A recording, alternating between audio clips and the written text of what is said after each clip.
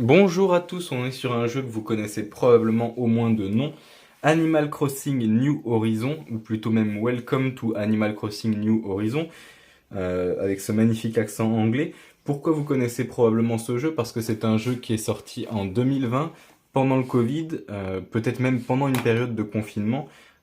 Oh, j'ai pas pris le jeu, je vais vous le ramener tout de suite en même temps.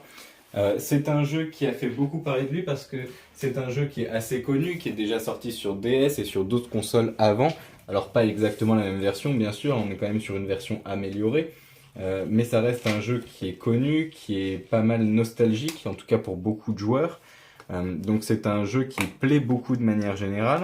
En plus, on s'est retrouvé à pouvoir y jouer à plusieurs, à être un jeu qui peut être relativement communautaire et relativement comment dire, bac à sable, un petit peu comme pourrait l'être Minecraft en moins poussé en termes de bac à sable quand même, mais c'est-à-dire que vous pouvez modeler entièrement votre île, vous pouvez modeler entièrement tout ce qui va être plantes, arbres, les enlever, les mettre, etc. Enfin, il y a quand même beaucoup de possibilités.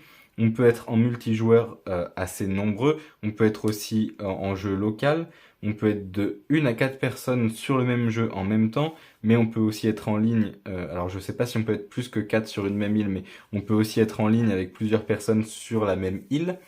Il y a aussi d'autres îles qui peuvent être explorées en mode solo sans être online. Il y a aussi beaucoup de petits événements en fonction de la météo, en fonction du jour de l'année, enfin oui, du jour de l'année tout simplement. On peut avoir des résidents différents, donc il y a beaucoup de possibilités là-dessus. Ça fait partie des choses qui l'ont rendu très accessible, qui s'est rajouté à la nostalgie pour faire venir plus de joueurs. Et en plus de ça, c'est un jeu qui est assez long en termes de développement, c'est-à-dire que vous devez toujours rembourser votre prêt, etc. C'est un jeu qui est assez long pour se développer, puis une fois que c'est développé, disons qu'on peut faire un peu ce qu'on veut. Donc le confinement a aidé là-dessus aussi, puisque beaucoup de gens ont pu y passer beaucoup de temps, et donc euh, développer son île et s'amuser plus qu'en jouant peut-être 2 heures par semaine ou 1 heure par semaine de temps en temps. Voici tout ce qu'il reste du fameux livret.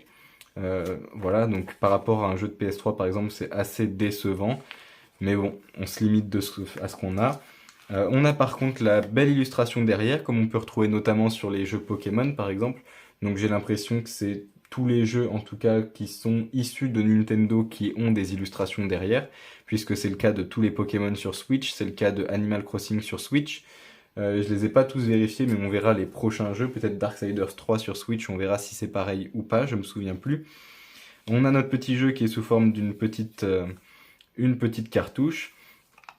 Et on a la quatrième où on nous explique qu'on va démarrer une nouvelle vie sur une île paradisiaque, bâtir une nouvelle vie de zéro en fabriquant des outils, des meubles et d'autres choses avec des ressources naturelles de l'île, que ça va changer en fonction des jours, en fonction des saisons, en temps réel et toute l'année, et qu'on va profiter d'une vie insulaire ensemble en précisant qu'on peut jouer jusqu'à 8 joueurs sur une même île en même temps, jusqu'à 4 résidents d'une île qui peuvent jouer ensemble en même temps, donc 4 joueurs en local sur une même île c'est possible, et sinon 8 joueurs en ligne sur une même île c'est possible aussi. Euh, voilà, tout simplement. C'est compatible Amiibo, c'est compatible manette Pro, ça peut se jouer à une seule en Switch Lite et à 1 à 4 sur la télé, tout simplement.